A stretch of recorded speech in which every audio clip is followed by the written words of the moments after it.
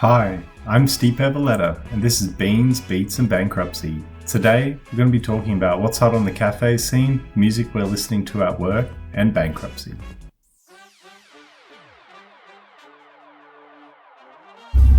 We're at our farm kitchen in Balmain. Drinking a double espresso. It's nice. In the Beats segment, we're going to be reviewing tracks we work to, how they impact our mood, and whether they assist us to get a good outcome for our clients. So today we're going to be reviewing a classic hardcore EDM track from the 90s called Here's Johnny by Hocus Pocus.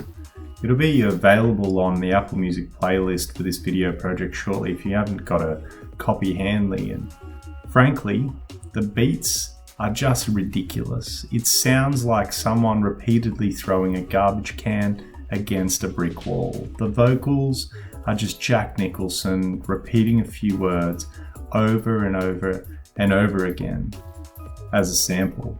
And workability, it's like a 2 out of 10. It's frankly atrocious. I mean, this style of music is hard to deal with. However, my comments overall are, it's just stunning. It's exactly what you need to put on for 3 to 6 minutes just before you hit the office, because you're just going to have an amazing day and it's just there to pump you up.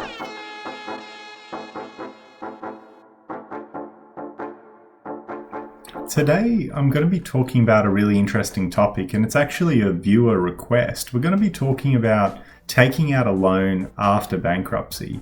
And as we know, bankruptcy can have significant impact on all aspects of your personal and financial life after the 3 years and 1 day of its length in standard terms anyway.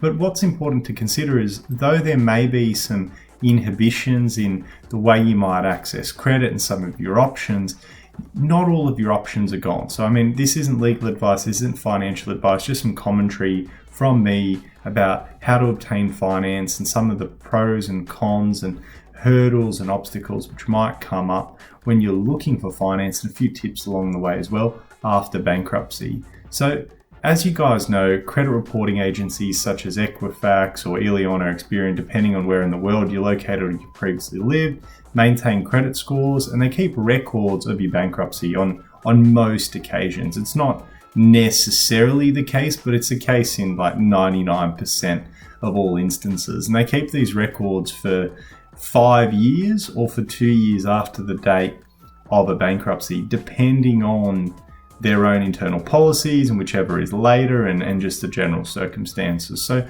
call it a period of say 5 to 7 years where your credit record or your credit report is going to show that you were bankrupt. And as I mentioned in previous episodes, the MPII will have a record of a personal insolvency event forever, but it's not publicly advertised. Someone needs to pay money to look it up. Whereas a credit report, though again not publicly advertised, is more widely distributed to various parties, including lenders. And I guess lenders are the parties that the relevant party when we're talking about taking a loan out after bankruptcy.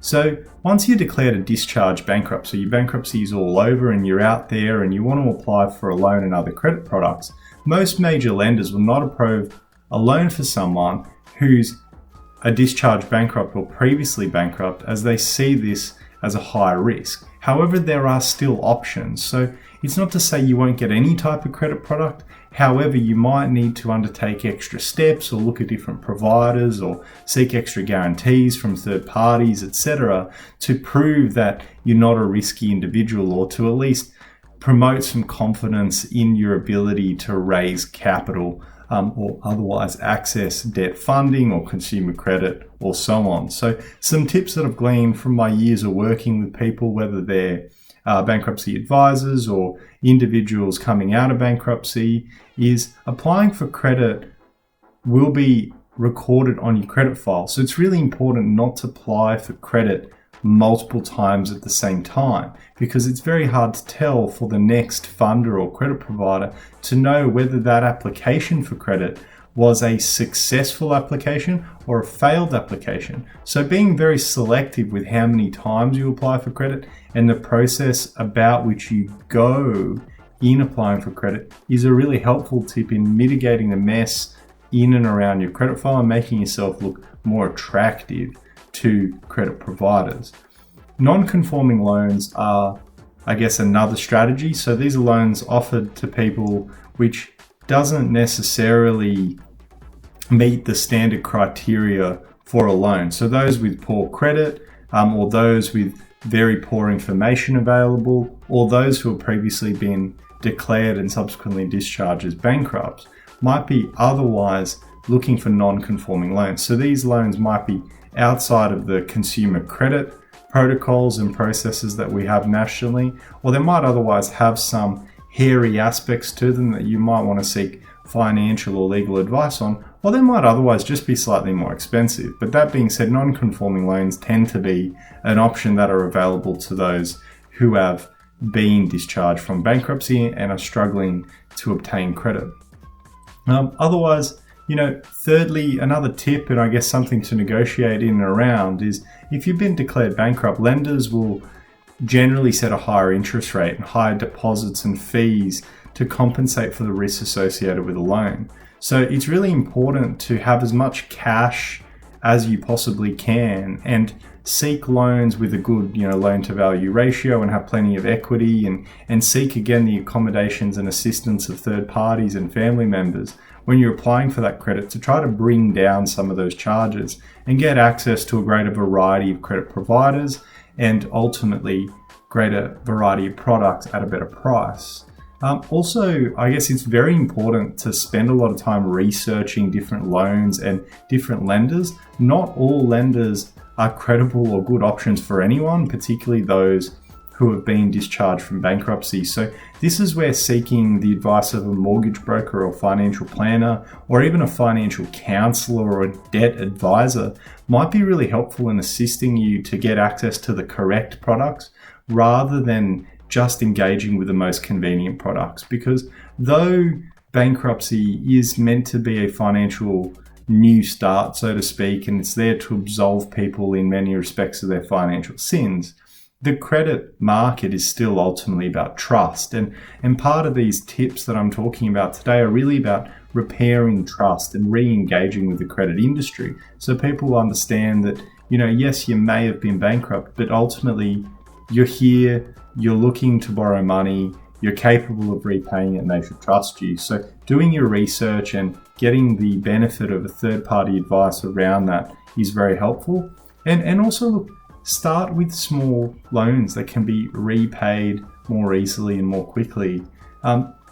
If you imagine bankruptcy as a financial new start, then think about your life when you first became an adult and you went out and you got your first credit card or your first loan, and you started to build up your credit report so that you were able to obtain the confidences of credit providers and then move your way up to larger loans and other credit facilities, home loans, etc.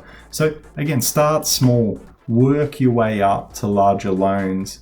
That is a really important step, I think, for anyone in a new financial position, whether it's someone coming to the workforce, a new migrant, a young adult, or someone who's just been discharged from bankruptcy.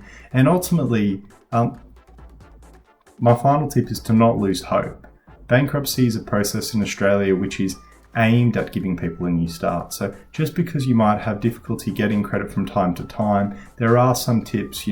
Do your research, engage with multiple providers, don't just put applications in willy-nilly, rebuild the trust that credit providers have, and seek the assistance of third parties, whether they're family members, etc., and start rebuilding your financial security step by step. And obviously, if you have concerns about products and non-conforming loans, speak to a lawyer, speak to a financial planner. And if you want any more information about this, jump on our site and reach out if you have any questions.